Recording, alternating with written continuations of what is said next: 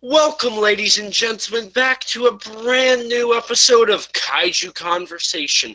I'm your host, Elijah, and joining me is a special guest today, Travis. How are you today, Travis?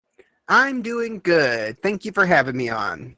Thank you for... I know I promised you an interview like 5 months ago. Yeah, I know. And then there's been yeah. other interviews.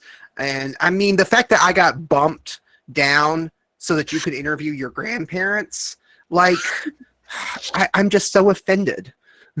Yeah, I feel like this is retaliation for being offended on your podcast. Yeah, well, that had nothing to do with me. Right? I want to clarify that had nothing to do with me. I was not even on that episode. Yeah, it's all Michael. It's all Michael's fault. Let's just be honest here. Yeah, Everything's Michael's fault. Michael's been canceled so many times. Yeah, I mean, the Kaiju Conversation Twitter just hit 400, and he said he was going to unfollow, and then we lost a follower. Like, that's pretty suspicious. I'm pretty sure Michael is like a mastermind behind everything. Oh man. Trust me, I have to remind him of what we're covering on our podcast. He is not a mastermind of anything because he's got too much on his plate to try to mastermind anything. We recorded our episode we had to record it early this week because we had a guest on, and he messaged me like 15 minutes before we're ready to record, and he's like, "Do you have the show notes for this week's episode?" I'm like, "Michael, I messaged them to you like 2 days ago, and I told you to give them to our guest." And he's like, no. And he's like, "Oh, so I'm guessing that you didn't forward them to our guest since you're asking me for them now." But it's all good. It's all good. I'm going to get a mean message from Michael when this comes up tomorrow. And he's probably going to say that I'm canceled again. Oh man. Well, yeah, but I mean, that's the thing. I do all of like the admin stuff for my podcast, mine and Michael's, because he's got so much on his plate already. He's got family responsibilities, and I'm a single guy with no real responsibilities. My biggest responsibility is my cat. So I do a lot of the admin stuff. I gather the news, I gather the fun facts, I put together the show notes, I do all that kind of stuff. And so so then that's really how our podcast works. I'm not trying to throw him under the bus and say, "Oh, he's a terrible co-host." Like, that's just the way we work because of the way our day-to-day lives are. That I can handle doing that stuff more than he can, because he's got other stuff to do. Right. And I still need to get him on here. I just realized that. Yeah. Now I got to come up with something to interview him about. Well, I know we've already gotten into talking about my podcast. Have we even actually mentioned what my podcast is on here? We have not. I think I've talked about it a few times. I certainly have on the social medias, but I don't think we've actually addressed what is your podcast. Well, I am the host, or one of the hosts, of the Kaiju Weekly podcast, which is a weekly giant monster podcast that is about celebrating the giant monster genre, especially the weird side. We like to embrace the weird side of giant monster movies, and we like to introduce them to new fans, and we're just really all about celebrating them and having fun. That's generally what the podcast is about, and it's me and Michael hosting it. It started off with me and Steven. In this iteration of it, we started with me and Steven, but Steven had to step away because of family responsibility. So Michael stepped up and went from guest host to regular host, and we just. Oh man, I was going to say we just celebrated our 1-year anniversary of continuous episodes, but really, that was 6 weeks ago. So It's been that long? yes, 6 weeks Wow. ago we celebrated our 1 year anniversary, and yeah, so it goes by fast. That's one of the things I really appreciate about mine and Michael's podcast. Not to put anybody else down or to toot our own horn too much, but we are one of the few weekly giant monster podcasts. Mm-hmm. You know, most giant monster podcasts are bi-weekly or bi-monthly, however you want to say it, or something like that. And even of the ones that do weekly episodes, we, as far as I know, we are the only one that covers giant monster movie news at the beginning of each episode. So yeah, we set ourselves apart a little bit there, but we also gave ourselves a lot of work to do each week to gather all of that stuff together and prepare. So it's been something, but yeah. The weeks go by fast when every week you're doing a new episode. Yeah, I got busy and I got like behind a few episodes, and now it's like I'm behind. Oh no, because you guys keep posting, and I just keep falling behind. Oh, I know the feeling, man. I know the feeling. I've gotten behind on my podcast, on the different podcasts I listen to, and I was like, I have to pick and choose which ones I'm going to catch up on now because I've gotten so far behind. And yeah, so it's something. I used to be I still am a very avid podcast listener. I've always been a huge fan of podcasts, but I changed jobs recently. I'm not doing the same job I did. And the previous job I did, I was driving 5 to 6 hours a night for 7 days a week. And so I could listen to podcasts, all night long, and I could stay up to date on everything. But since changing that job, it has been harder for me to keep up with everything. So I fall behind a lot easier now than I used to. Yeah. Now that you mentioned that you just changed jobs, I feel like one thing that we really need to address is who is Travis Alexander? Oh, well, let's see. My Twitter profile for my personal account says I am how do I describe it? I'm an avid nerd with a heart of gold, or a talkative nerd with a heart of gold, I think is something like that. I'd have to pull up but yeah, that basically describes me. I am a nerd. I'm into all kinds of nerdy things. Not just giant monster podcasts. I'm or giant monster podcasts, but giant monster movies. I'm also into comic books. I'm into Star Wars. I'm into Star Trek. All that good stuff. I tend to lean towards the weirder side of things. And anybody who knows me or has gotten to know me knows that I tend to get obsessed with some of the weirder stuff. So I love giant monster movies, and Godzilla absolutely is my favorite giant monster. But I have become obsessed with a few giant monster movies that other people are like, what is this, and why are you even talking about this? Could you list them off? Well, of course, the one that you want me to talk about, which is Yeti, Giants of the 20th Century, that I have had the privilege of introducing people to. They don't see it as a privilege. I see it as a pure joy. They see it as psychological warfare. But yeah, things like that. Attack of the Killer Tomatoes, I love.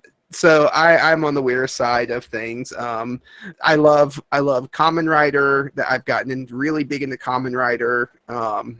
That's one of the things. That's not a weird thing, but it's just one of those things that's a little left of center than what most people in the nerd community or even in giant monster movie community might be thinking of. One of my favorite superheroes is Streaky the Super Cat, which is Supergirl's pet cat from Krypton. So, and has all the powers of Superman and Supergirl. So yes, I tend to lean towards the weirder side of things. Hey man, you introduced me to one of the best movies of all time, so I'm perfectly happy with you embracing the weirder side. Yeah. I mean, what I've told people is no one has ever accused me of being unenthusiastic. Because when I get into something, I am extremely enthusiastic about it. And yeah, so to the chagrin of everyone around me. By the way, your Twitter profile says socially awkward nerd with Socially awkward. Okay, socially awkward nerd with a heart of gold. I think that's a good description of me. I always have a hard time describing myself in any kind of meaningful way. So, but I thought that was that's a really good, concise explanation of who and what I am. Fair enough. So you mentioned Kamen Rider, and you've mentioned the golden movie that is Yeti. How were you exposed to Tokusatsu?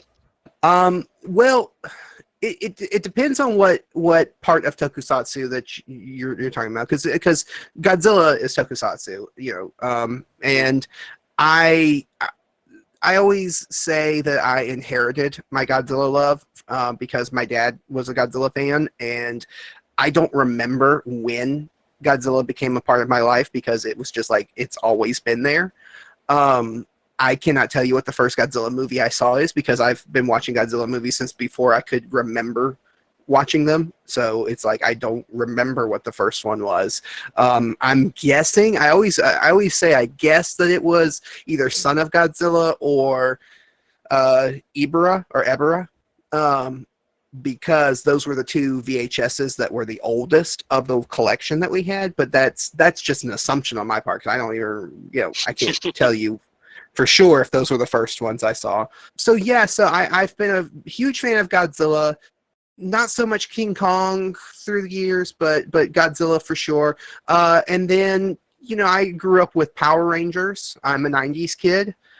So I grew up with Power Rangers. So of course, Power Rangers is, an adaptation of Super Sentai, which is a tokusatsu show. So that's kind of an avenue to it. And then how I got into Kamen Rider was that there was a spin-off of Power Rangers back in the 90s called Masked Rider.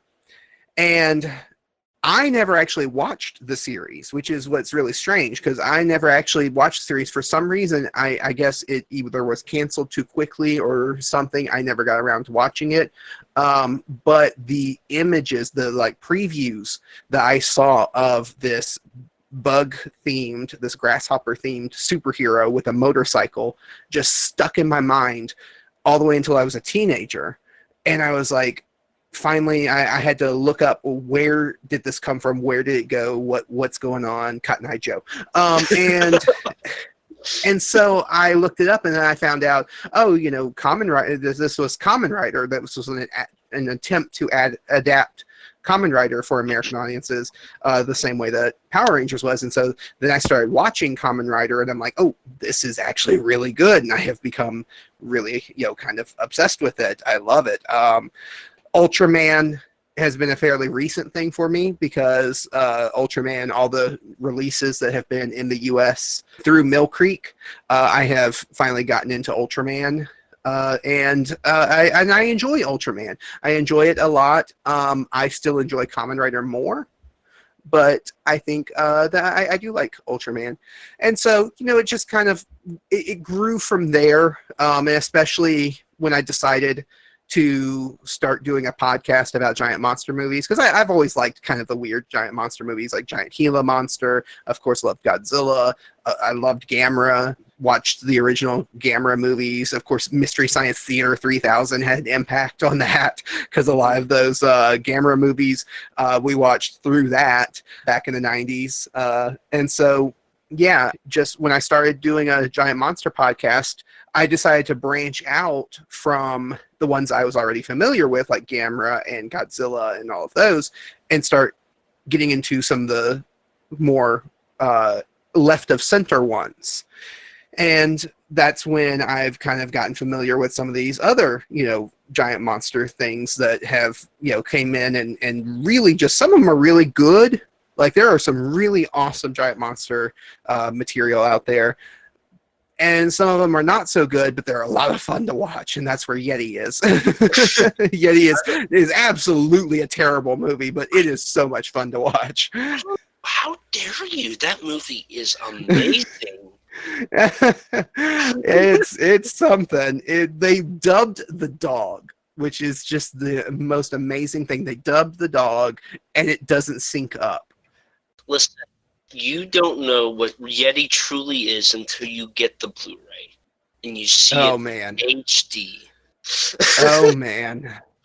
Oh man, it's something. And I tell you what introduced me to Yeti specifically was I had started listening to some other giant monster podcast, keeping tabs on the competition. Not really, but and so I started listening to GargantuaCast, and I started listening to Tokyo Lives, and both of them put out separate episodes about Yeti on the exact same day, and did not even know each other at the time.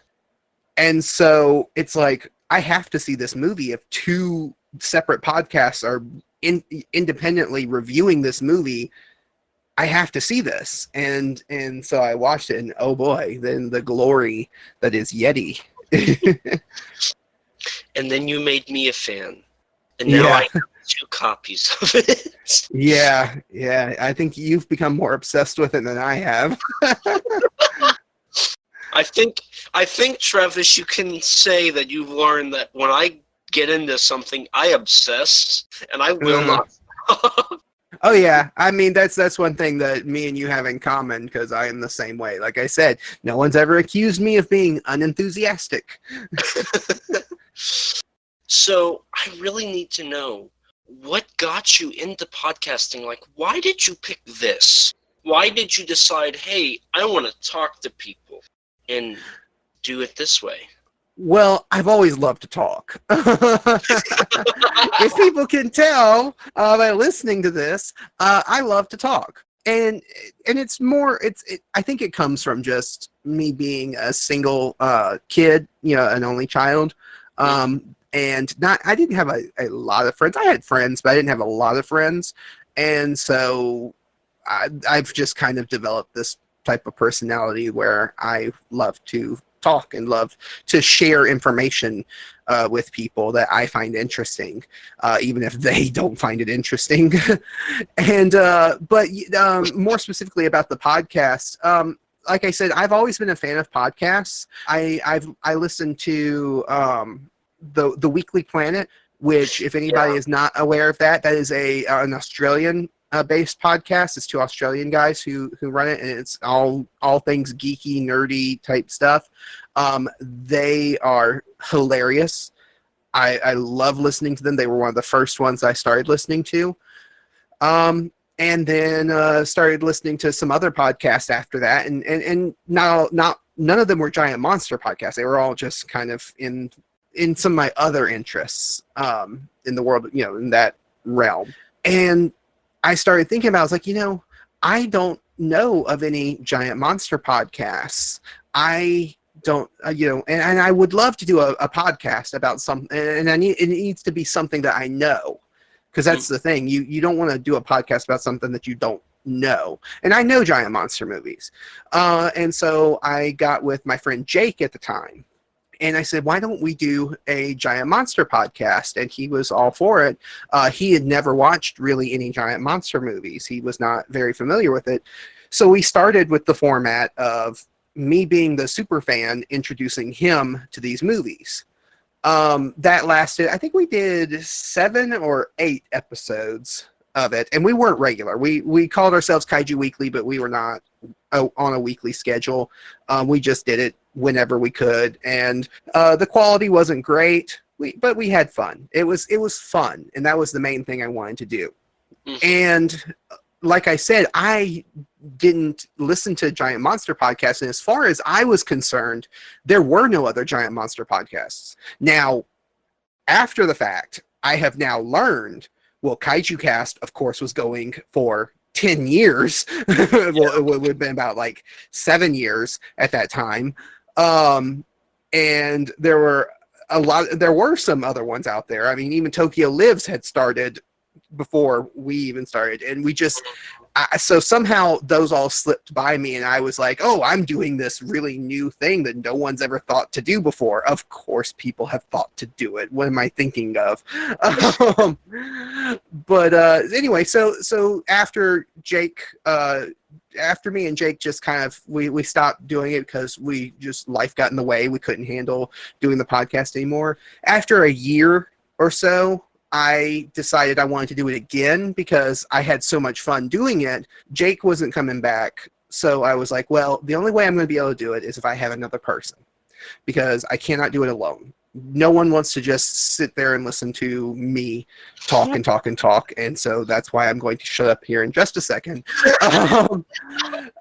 But so Steven stepped up, and Steven said he would join in with me, and I didn't really know him. I knew him through another group, so we had not interacted that much together. But we decided to come together and make this podcast and start it back up. And Steven really helped me get it going again. And then he's like, "Look, I already run my own podcast. It's a video game podcast. I cannot, I can't manage 2 weekly podcasts. That's just too much for me and deal with, because he has kids and a wife and everything." And so I said, that's fine. And we had already had Michael on as a guest. And so I asked Michael, I said, would you like to be the regular host and fill in for Steven from now on? And he stepped up, and the rest is history. 50 episodes later. Wow. Yeah. Like I said, no one wants to hear me talk this much. Let me shut up. I was about to say, Travis, I mean, you're basically doing that right now. Yeah, I know. Well, I know this story so well because I've had to answer this question a few times, because I have been on other people's podcasts and stuff. So wait, I'm not special? Yeah, well, no, you're so special. Your podcast number 4, 5?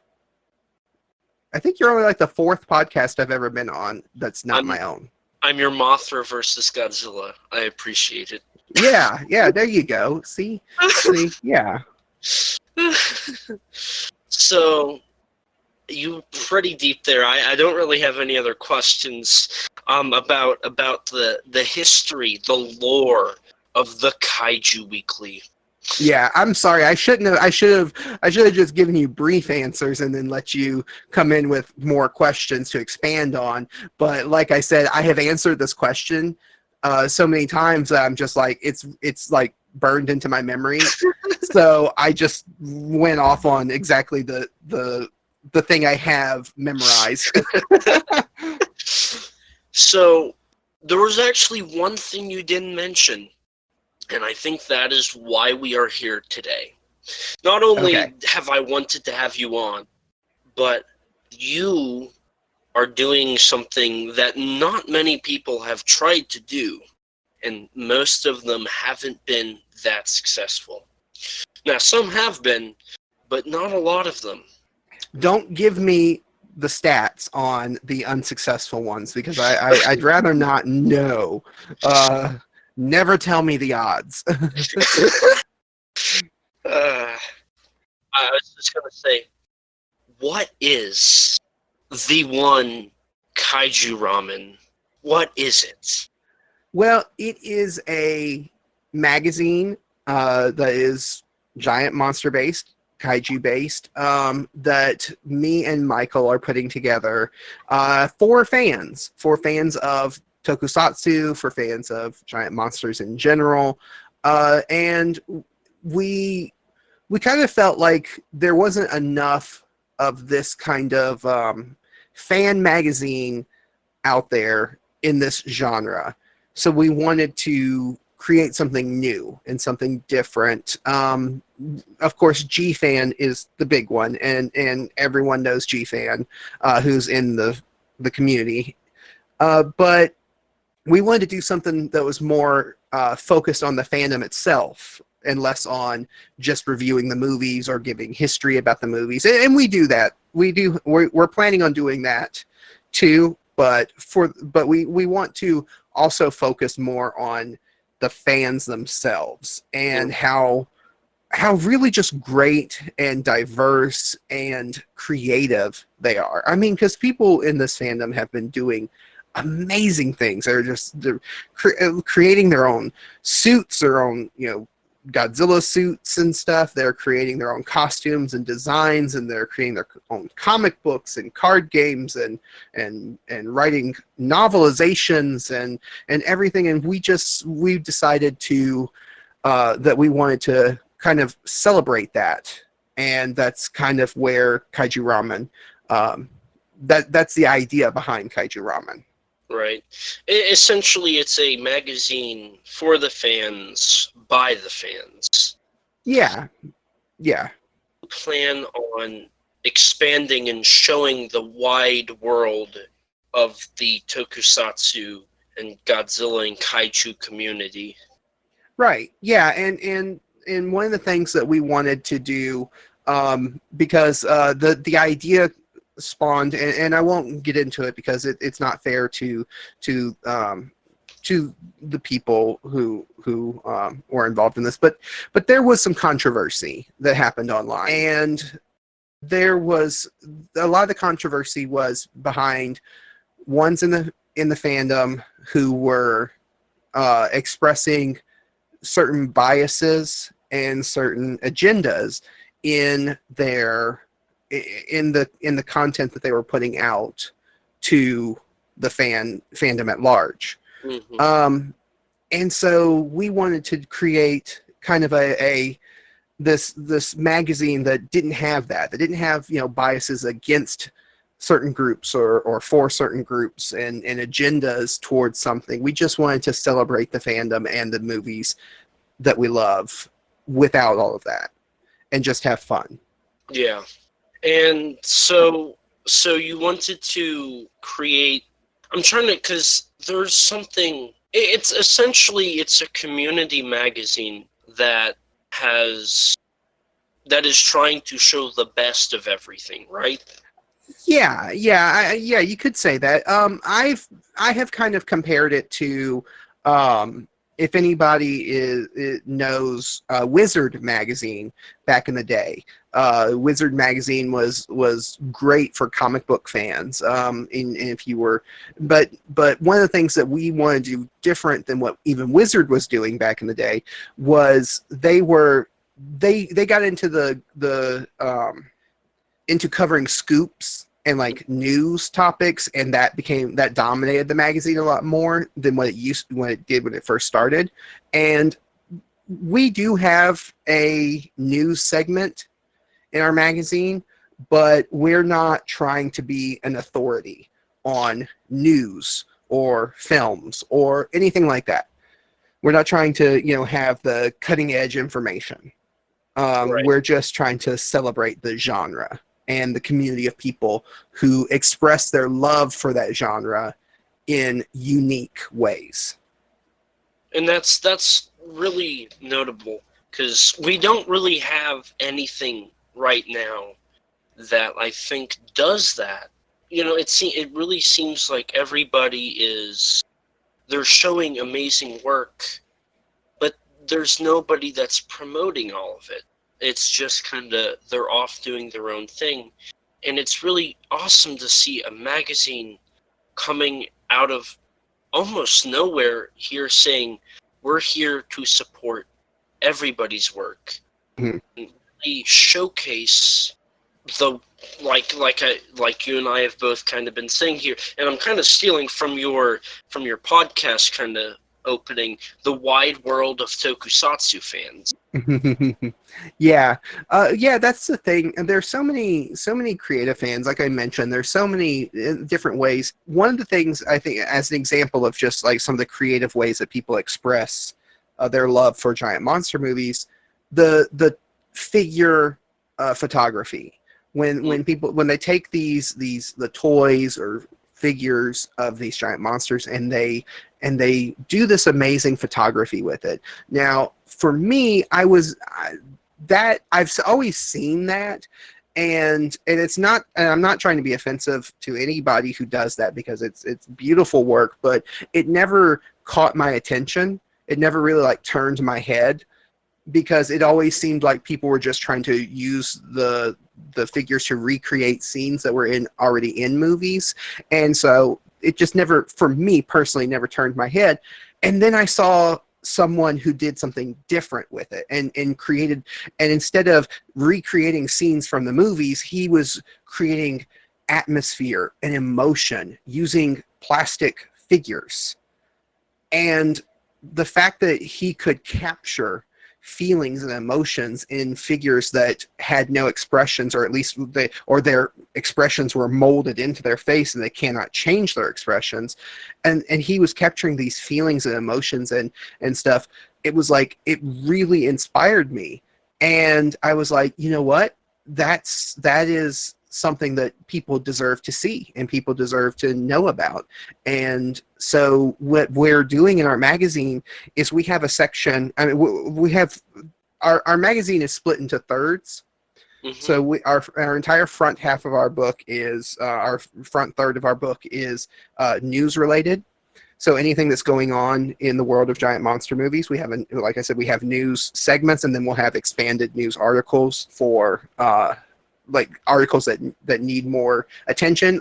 The first issue, which is coming out in January, we have an article that I wrote that is all about the new statue and experience that's in Awaji Island in Japan. That's the giant Godzilla, life-size Godzilla statue that you can zip line through. So I wrote a news article about that and everything.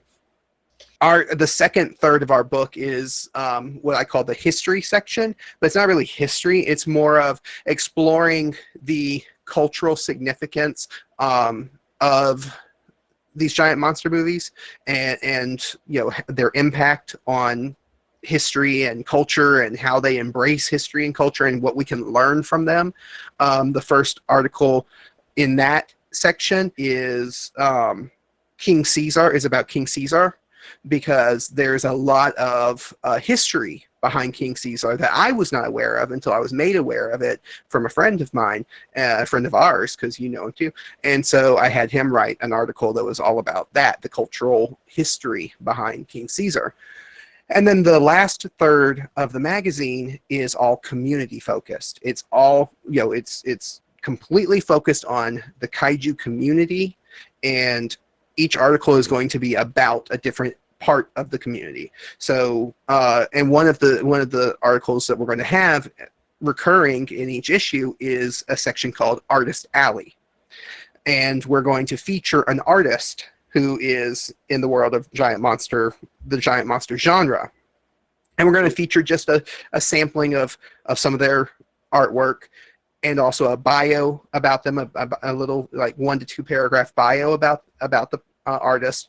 And we're also going to include social media links and store links and stuff where people can go and follow them and buy some of their work, and where they can reach them if they want to commission work and things like that. So that's, and artist is not just physical media art like drawing, painting, sketching, things like that. We want to expand it out to the cosplayers, the photographers, all of the different types of ways that people express their love of giant monster movies. Yeah. So would you say part of the reason why this magazine is aimed to show the love is mirroring yours and Michael's love for not only Tokusatsu, but it's to me at least, it's been really clear since you restarted your podcast that you have a love for the community and you don't want it to be a bad place. Oh yeah, yeah, and I love creativity. I am a creative person, and one of the reasons, going back to one of the reasons why I wanted to restart the podcast is because it was fun and because I needed a creative outlet. And because if I don't have a creative outlet of some kind, I go nuts. and so because I'm such a creative person, I love seeing other people's creations.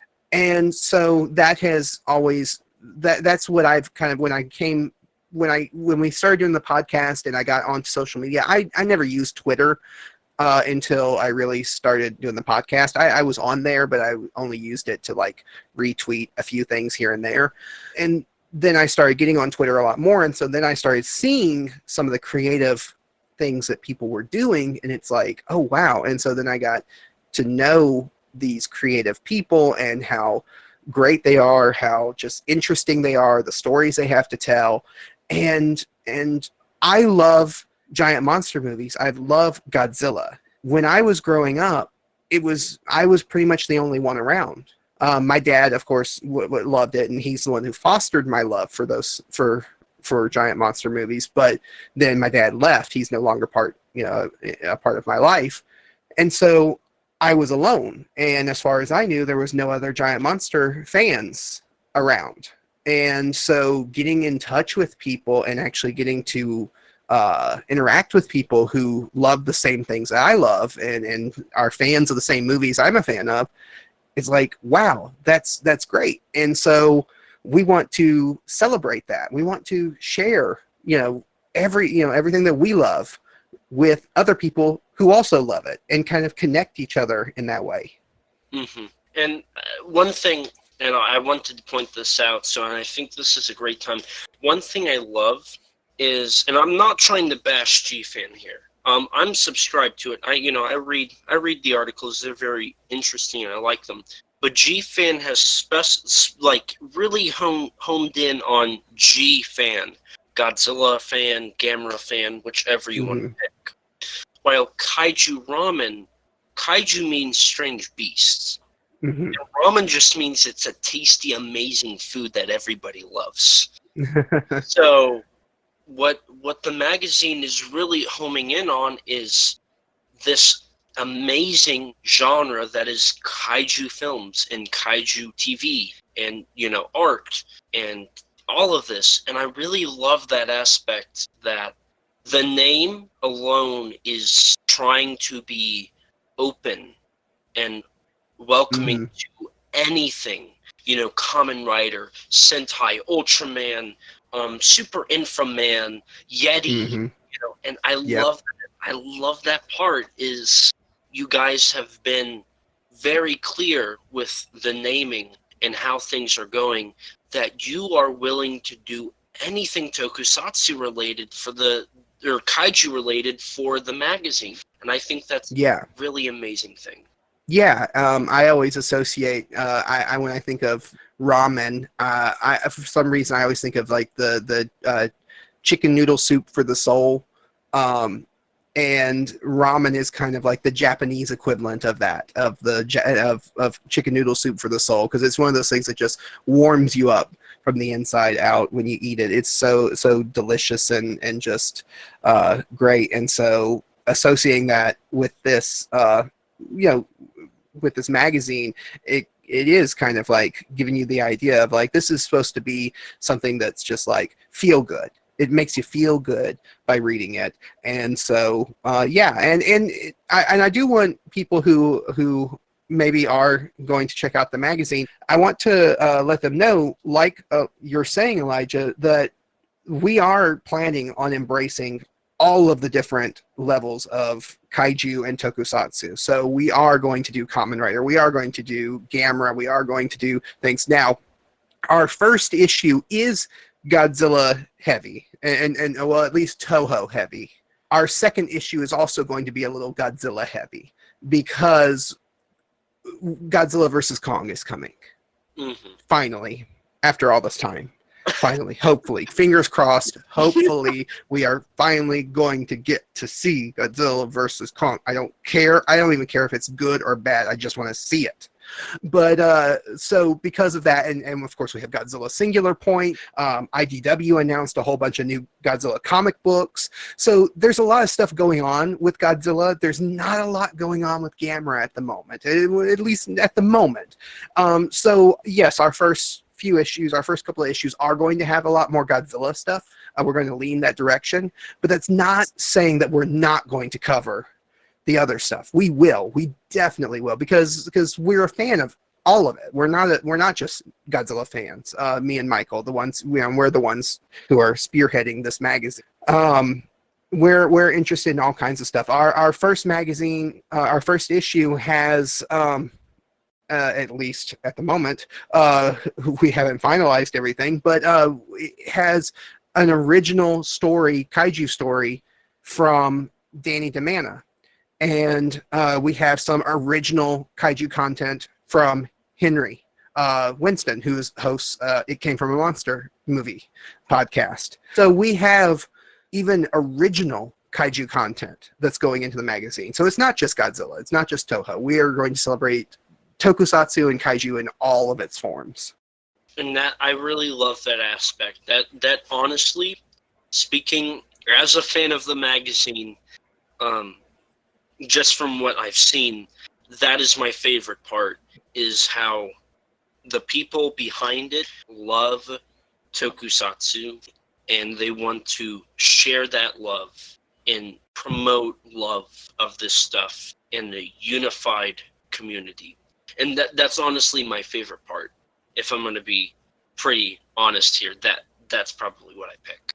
Yeah. I was going to ask, so it's how I think it's 250% now, but when you announced Kaiju Ramen and you looked at everything, you realized I need to get on Kickstarter and fund this. Right. Why did you pick Kickstarter? I had experience with Kickstarter. I had used Kickstarter to do a personal comic book that I had done, which is not kaiju related at all. It's actually a Western cowboy type comic book. But I had used Kickstarter before, so I was already familiar with it. Also, I think there's a little bit more respectability in Kickstarter as opposed to some other crowdfunding sites and apps and stuff. Mm-hmm. So that's why I went with Kickstarter. I understand that there are some people who don't trust Kickstarter or don't like Kickstarter, and I understand why. But just for our purposes, it was the easiest one to do. Mm-hmm. And we launched on Kickstarter, and the reason why we did crowdfunding period was because me and Michael had this idea for the magazine, and Michael, and I absolutely am not taking credit away from Michael. He has definitely been a huge part of the magazine, but I always say that he kind of I'm an ideas guy, and so I have these ideas, and then my brain goes like a freight train, and you either hop on or you get out of the way. And so that's kind of how my brain works. And Michael, in all of his patience and everything with me, was willing to hop on the train and be a part of it. And so but both of us are not financially in a place where we can run a magazine, or at least get it started completely on our own. Mm-hmm.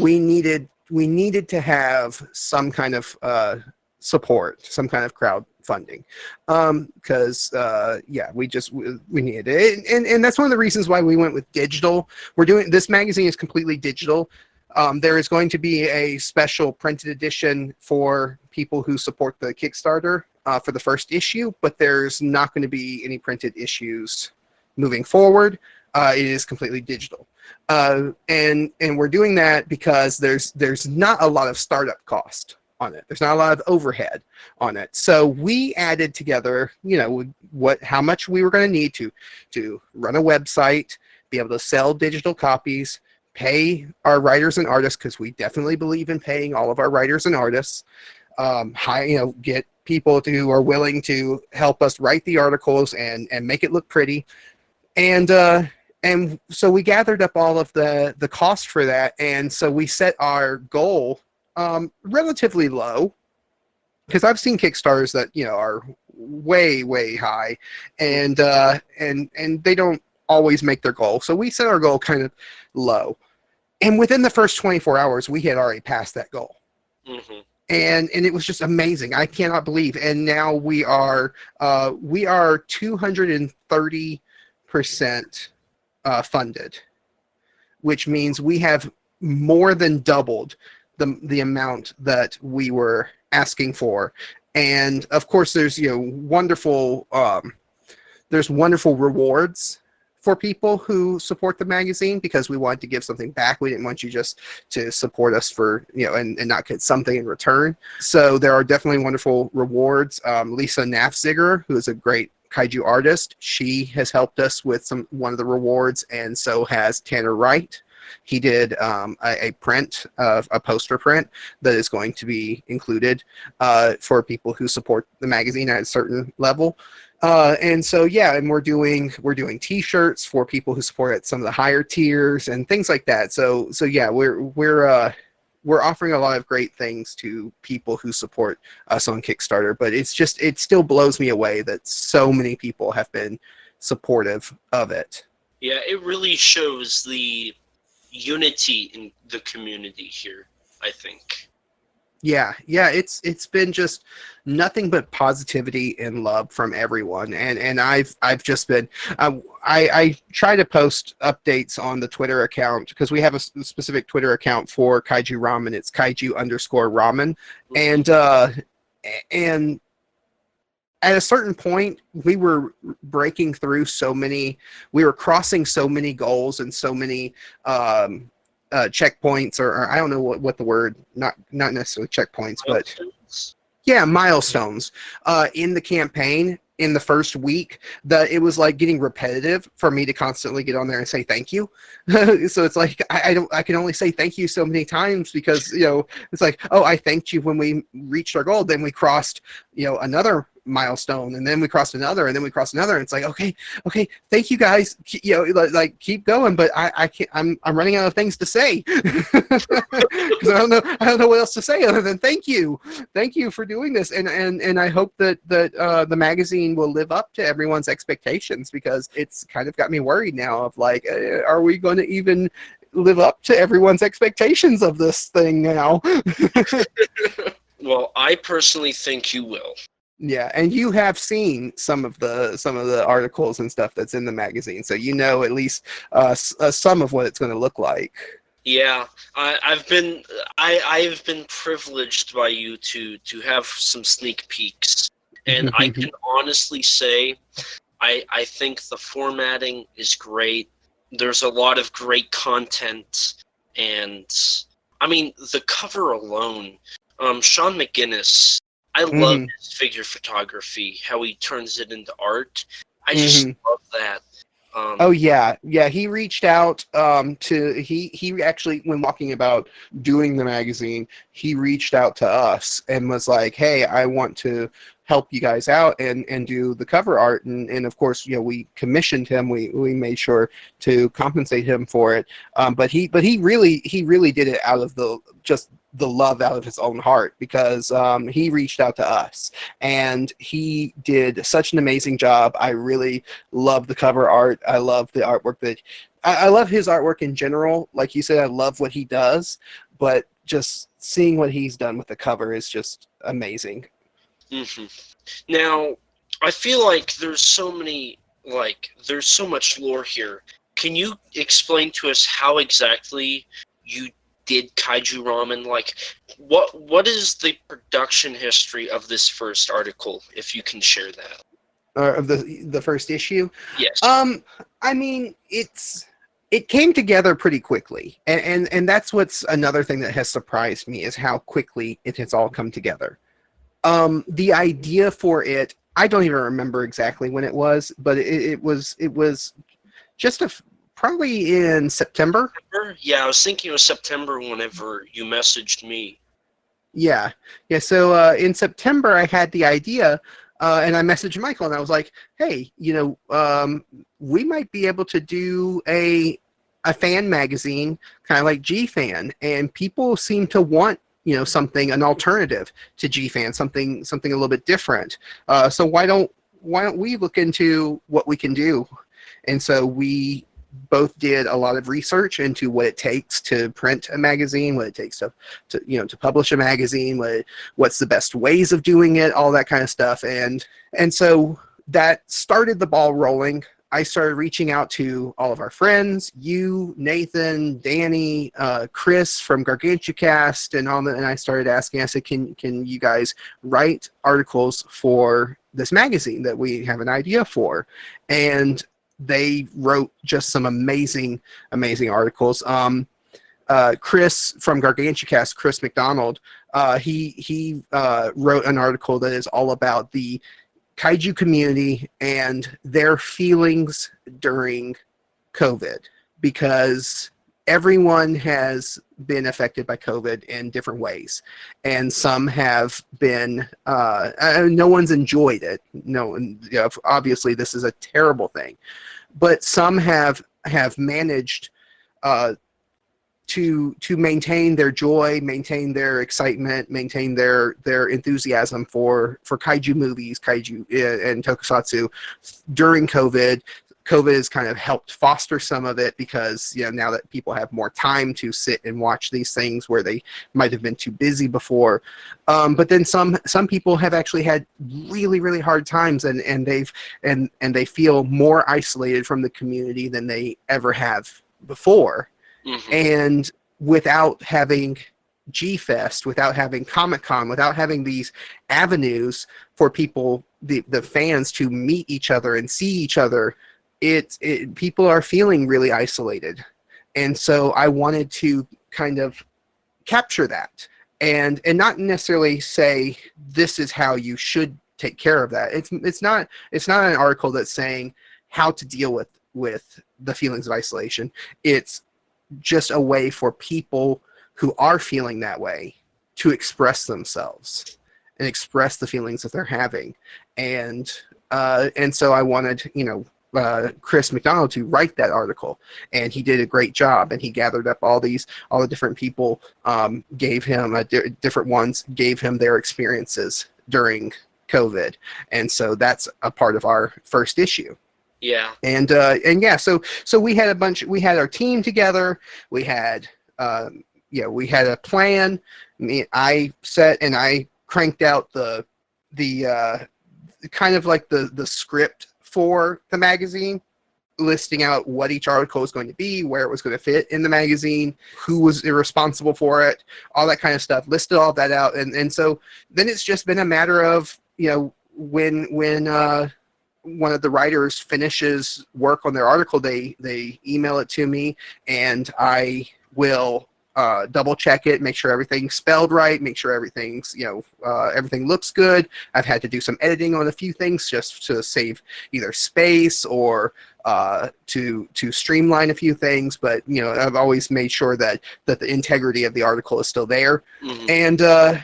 And then me and Michael will do the formatting, which will lay it out visually with pictures and photographs and things like that, and artwork from different artists who have been so generous. We had there's an artist named Uis, I think is how you say his name, Uis Abadios, who reached out and said, "Hey, here's a folder of all of my, or at least some of my kaiju related art, and you guys can use it in your magazine anywhere you want for free, as long as you just make sure to put my name with it." And I was like, whoa. It was like he just gave us this whole big file, this folder full of artwork, and it's like, okay, thank you. And so we put those to kind of enhance some of the articles too. And yeah, and now everything's pretty much done with the magazine, and the first issue comes out January 1st. So everything's pretty much done. We've got a few little things left to do, but everything's ready to go. That's awesome to hear. Honestly, every time I hear you talk about it, I start to get more excited. I need to know, speaking as the representative for Kaiju Ramen, what would you say people can expect from the magazine? They can expect to hear about giant monster movies and the giant monster community from voices within the community. One of the things I'm really excited about that's not in this in the first issue, but is we've already, because we smashed our Kickstarter goal, we were like, well, we need to go ahead and start working on issue 2, which we're going to be quarterly. I didn't mention that already. If I haven't mentioned that already, so that helps because me and Michael are doing all of the work. We don't have a team. It's of people doing the layouts and the publishing and everything. We have writers and stuff, but we're doing all of the work putting it together. It was just easier for us to be quarterly. But so that's just the way it is. It's going to have to be quarterly for a while. But the second issue, we have an article that is going to be featured that is an open letter from Kaiju Hime, who is a just amazing artist. She does amazing art. And it's a lot of it is adorable art too, because she does a lot of really cute art. But she doesn't just do cutesy stuff, but she does a lot of cute art.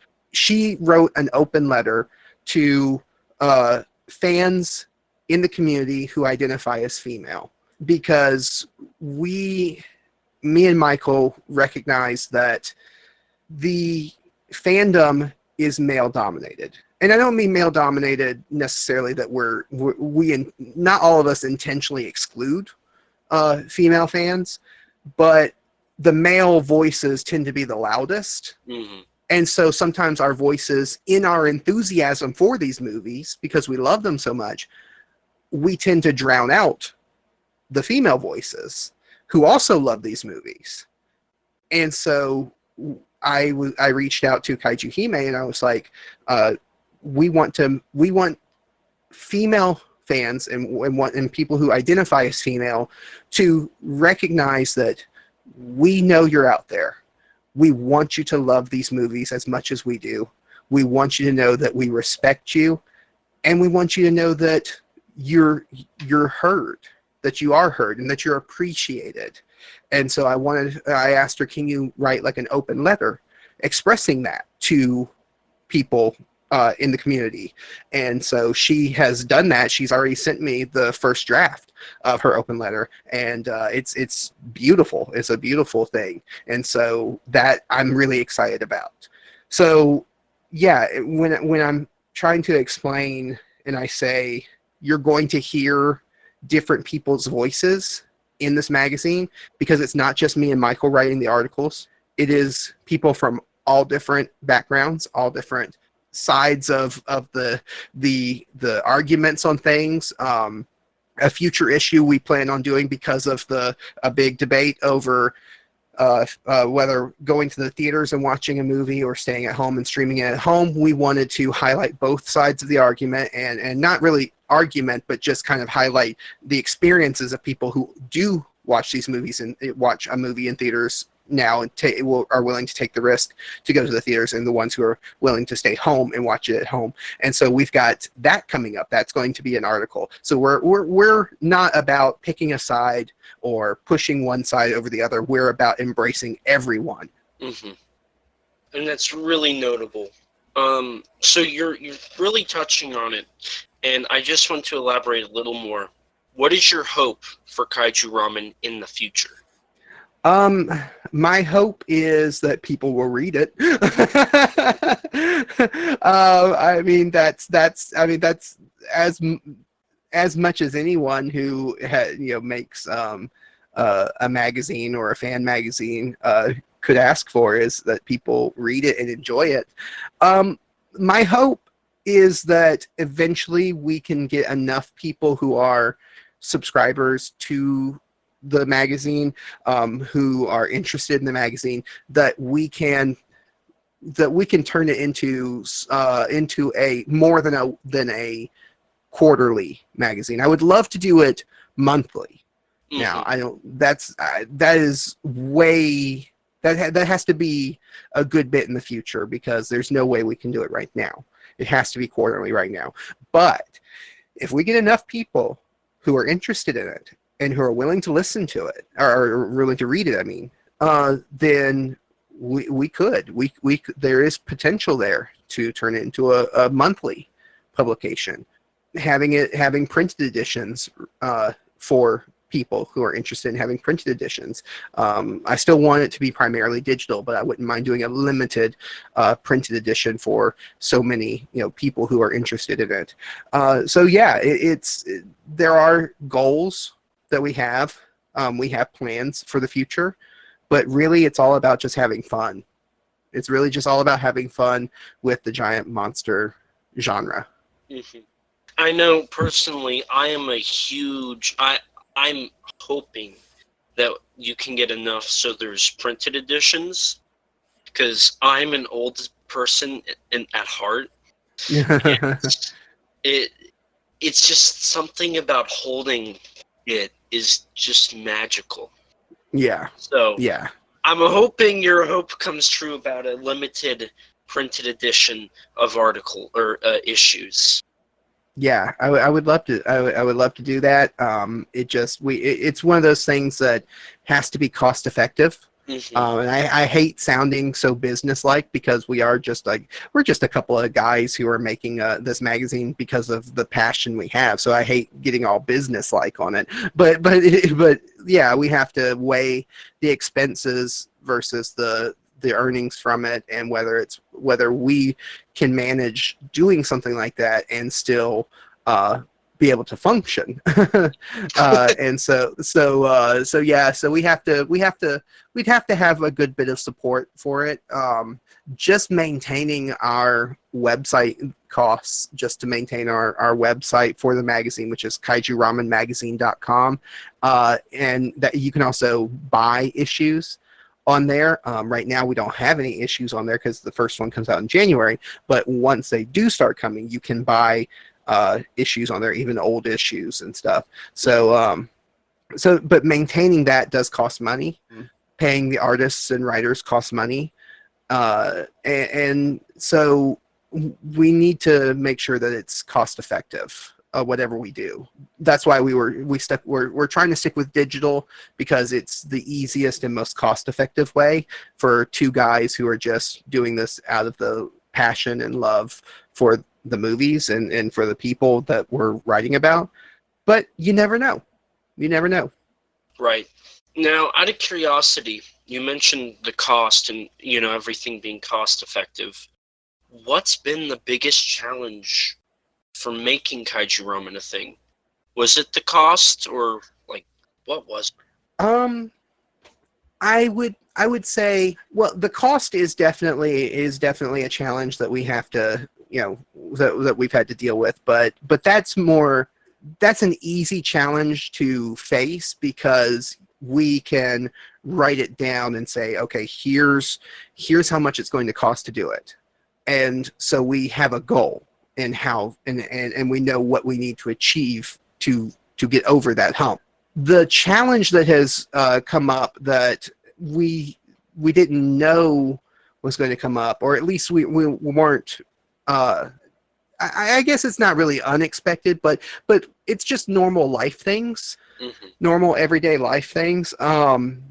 Michael has a day job that he works, and I have a day job that I do, and Michael is married and has family responsibilities, and I have a cat. But I have responsibilities and stuff too, and so trying to balance those responsibilities while still working on the magazine and getting it done, and making sure that this work doesn't suffer because we're trying to balance too much. That has been a big challenge. Mm-hmm. And I think that's probably the biggest one. It's just trying to maintain that balance of making sure that we're putting out top-notch work into the magazine, but also not letting our lives suffer because of it. Right. Now, we just kind of, I'm going to try and do a positivity sandwich here. So, what was the biggest reward from Kaiju Ramen so far? For me personally, and I love all of the articles that we got from people, and I love reading them, and I've definitely, like I said, I have I've talked about that enough, so I won't even mention any more about that. But one of the big things that I have enjoyed the most about this is doing the layouts and designing the articles, because I have always I've been interested in graphic design. Never thought that I was one that I could do graphic design. And then when I started actually trying to, and I was like, well, this magazine actually gives me a chance to practice my graphic design skills and stuff. And so I've actually had a lot of fun doing the layouts for the articles. I like when people when I get the articles sent to me, I'm like, yes, I can now sit and like start working on the visuals and start laying it out and everything. It's fun. Sometimes it's really challenging, and sometimes it's been really annoying to try to get it all to fit together and work together. And I'm still and for anyone who is a graphic design who is as by trade, who is into graphic design by trade, if you do read this magazine, you may notice that I am not professional, or at least not as well trained as others are, and it's a learning curve. So that's one of the things that's been a challenge, but also been really fun, of me trying to learn this skill and make it look professional. And learn how to do that. And Michael is a graphic designer by trade, so he's always there to make sure it looks good. So people don't worry about it not looking good, because Michael's there to make sure. But me actually personally getting my hands in there and actually doing it has been a lot of fun. And I can say, since I've seen a bit, that the layout is really good. I do like it. Well, I'm glad. I see all the mistakes. I'm just hoping no one notices the mistakes. I mean, let's be honest here. Everybody sees their work and thinks it's 10 times worse than it actually is. I think that's the actual statistic. I could be wrong. I'm a perfectionist, and so when something isn't 100% perfect, I'm like, I hate it. But I also am a realist, because I'm like, I know it has to go out. I know I can't sit here and fiddle with it forever, because it has to be done. So there is a point where I just have to let it go and let it go out to people. But at the same time, it's like, but I still wanna just sit there and just adjust that one little thing. So, out of curiosity, what's the biggest takeaway from the first issue of Kaiju Ramen that you got? The big takeaway. Can you tell us, or is that something you want to stay a surprise? No, I mean, we don't really have any surprises, because we've really talked about this first issue, everything in it pretty. I mean, I haven't spoiled the articles themselves, but I have definitely talked about what's in the issue. So there's no real surprises. I think some of the surprises are going to be the artwork that's there, because, like I said, I can explain that Lewis and Lisa Nafziger and Tanner Wright and all them did artwork for this, but until you see it, you really just don't even realize how good it is. So the artwork is going to be just amazing. The articles are going to be great. There's no surprises with the articles, because like I said, we've talked about those, but the artwork that's in there, I have had a little bit of fun with some of the designs, especially the contents page.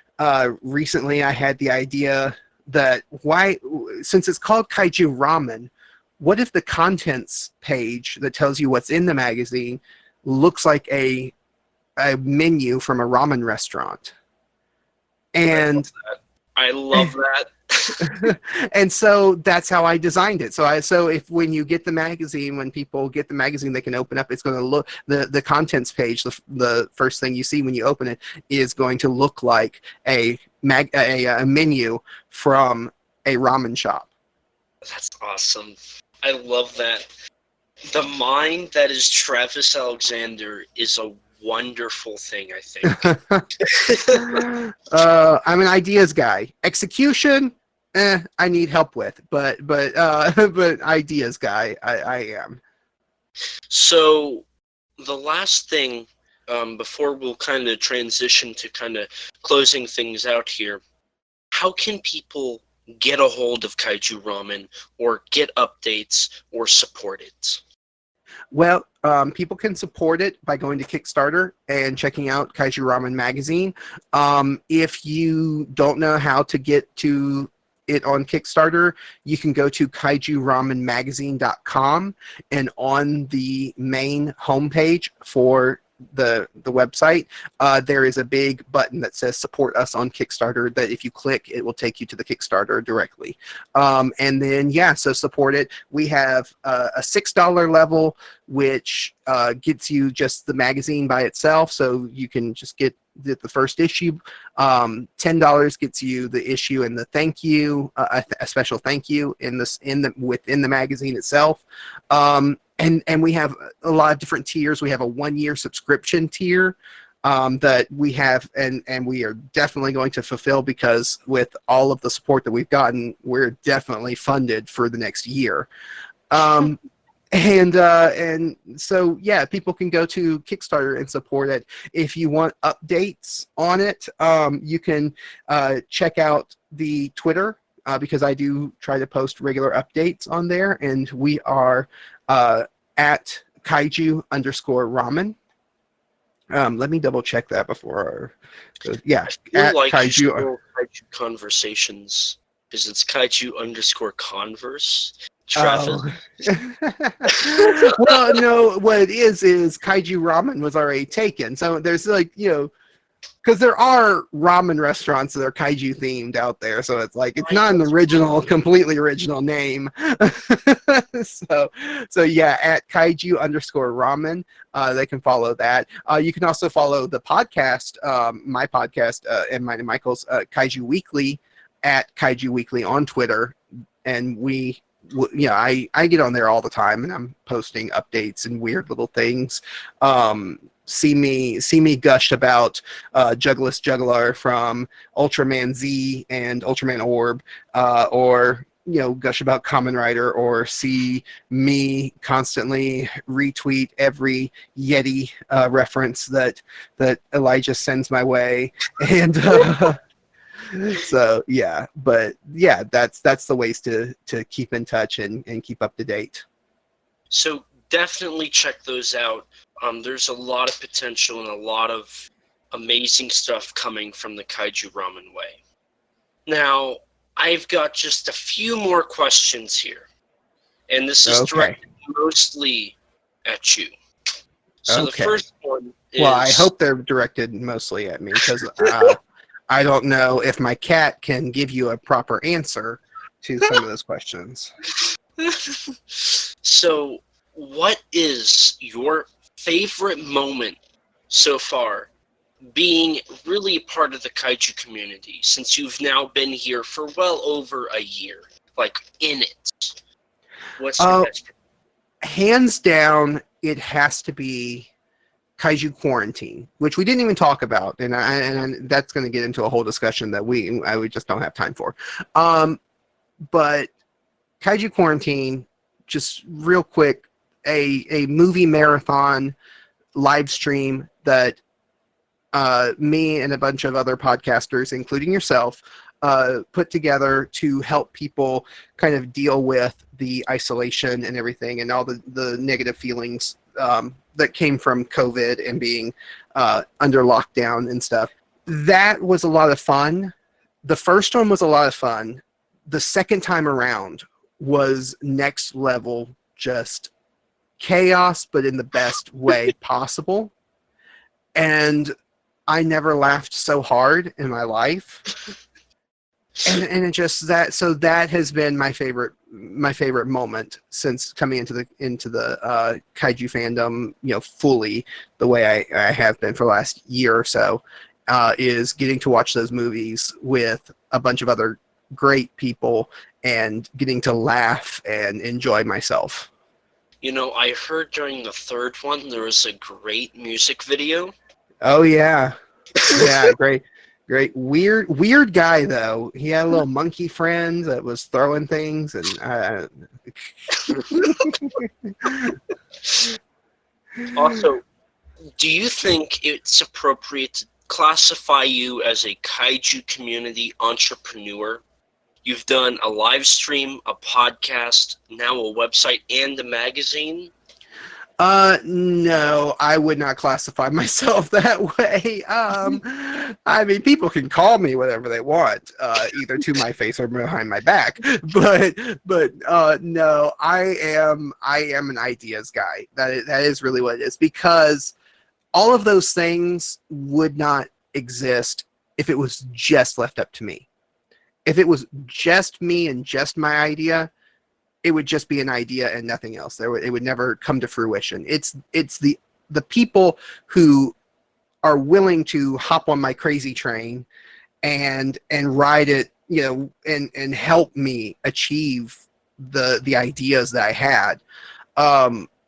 Just the Kaiju Quarantine live stream thing, just reaching out to other podcasters, and then Rob and Kyle from Tokyo Lives stepped up and did a lot of the work for that first one, and then Rob did a lot of work for the second one, and then you, Elijah, did a lot of work for the third one. So you guys are doing all this work for it, even though I was the one who kind of like had the idea for it. And Kaiju Ramen is the same way. It's like I've had the idea, and then I've had, then all these writers and artists and stuff are reaching out, and they're like, hey, I want to do this, I want to help you, I want to make this happen.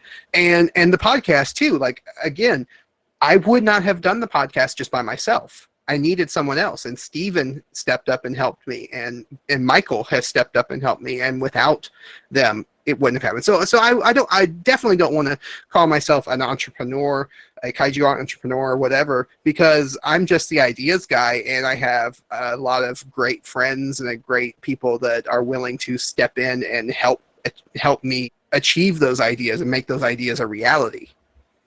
That's fair.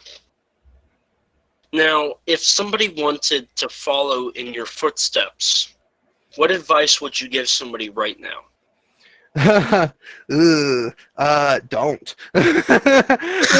Don't follow in my footsteps. There is a much better way of doing things than following in my footsteps.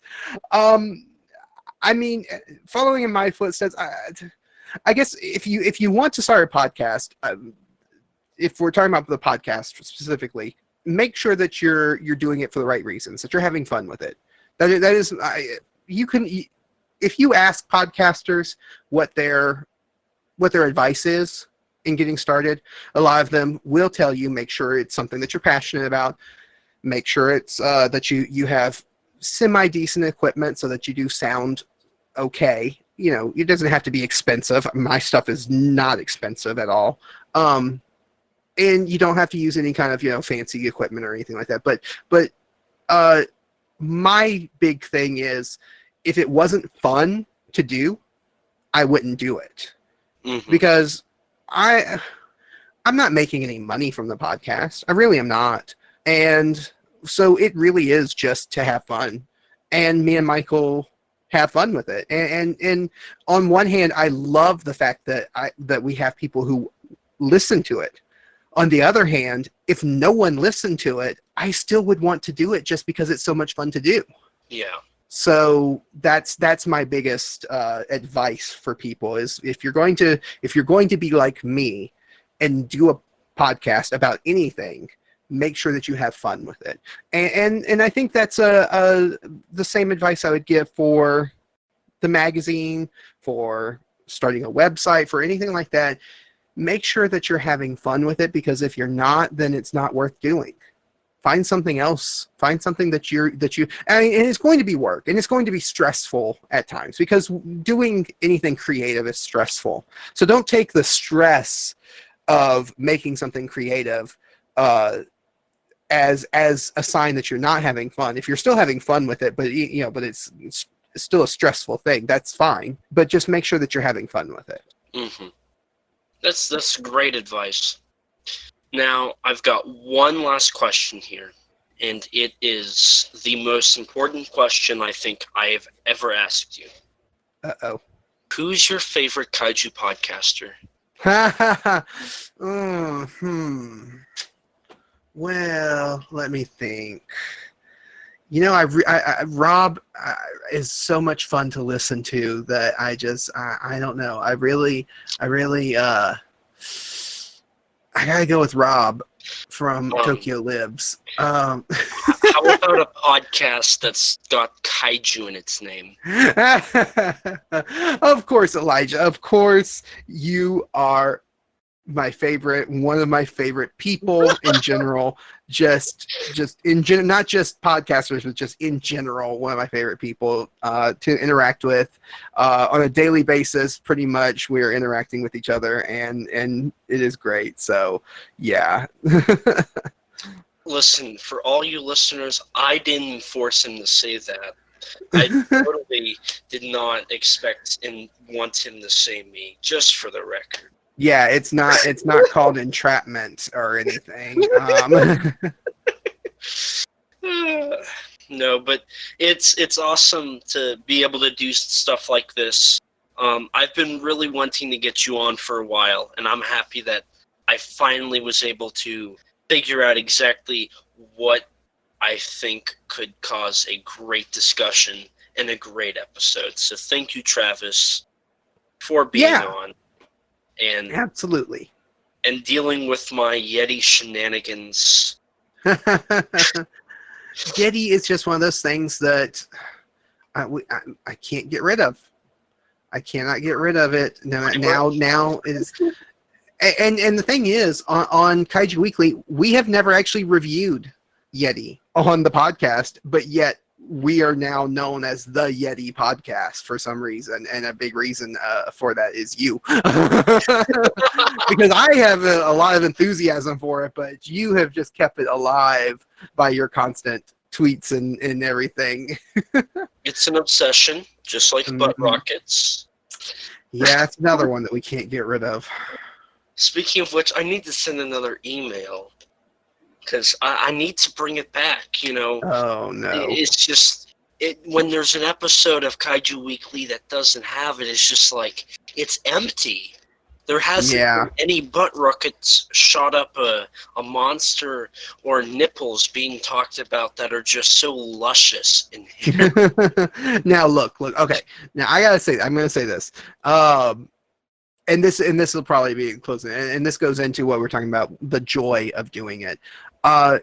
We were contacted when we launched our Kickstarter, and it was a father who said, "Hey, I'm pledging to the Kickstarter, but in the thank you section of the magazine, I'd like my son's name instead of my name because he loves giant monster movies and he loves your podcast." And I was like, "Oh, cool! That's great!" And I was like, how old is he? What's his name?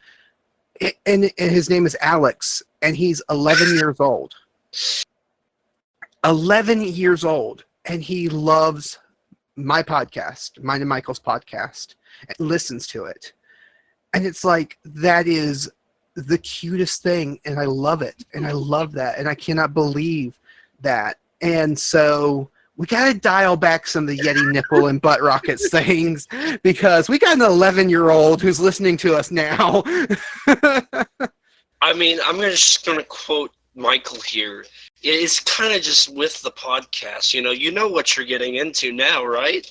Yeah. It's like, at this point, you know what you're getting into. No, but the podcast is great, and we love that we have people who are actually listening and support us, and it's great.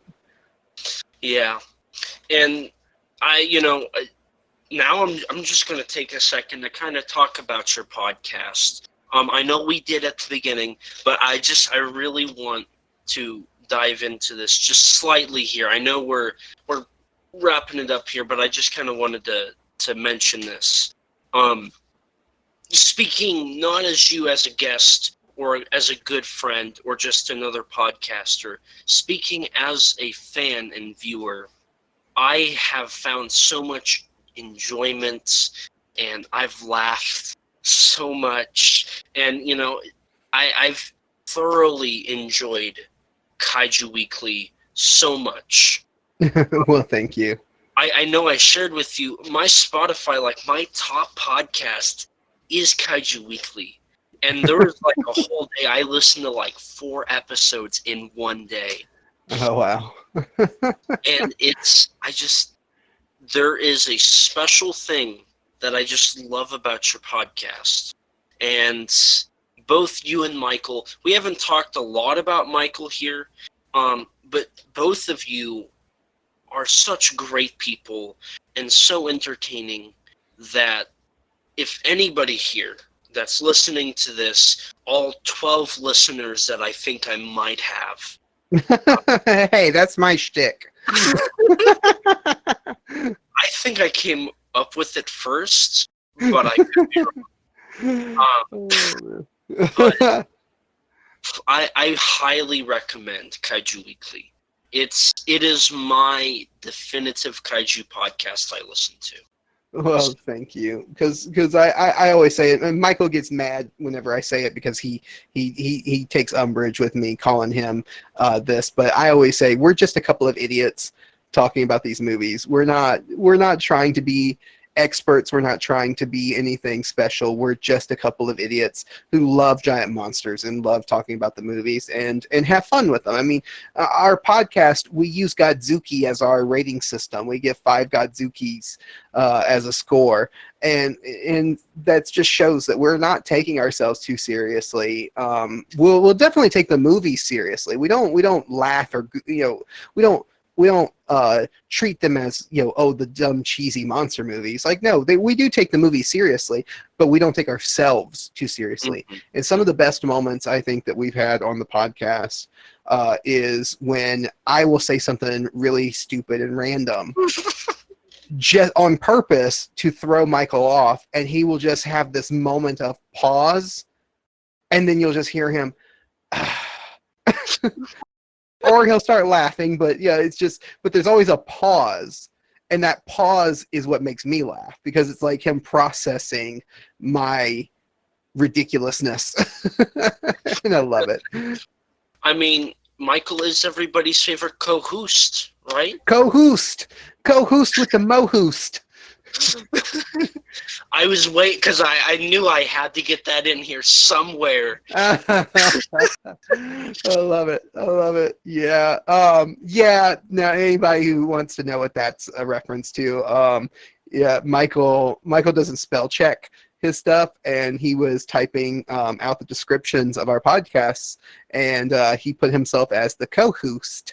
And instead of me going in there and editing it myself, because I do have that ability to go in there and edit it, or sending it to him and saying, hey, Michael, there's a typo here, you might want to change that. I decided to tweet it out to everyone and say, hey, look at this, isn't this silly? And just say that Michael I could not ask for a better co-host than him. Well, I think that's a great thing to note to end it on. I had an issue there speaking. So, Travis, you already did it once, but 2 times is a great number. Where can we find you? Where can we find the podcast? Where can we find Kaiju Ramen? Plug anything and everything you want. Yeah, so you can follow me at Kaiju Weekly.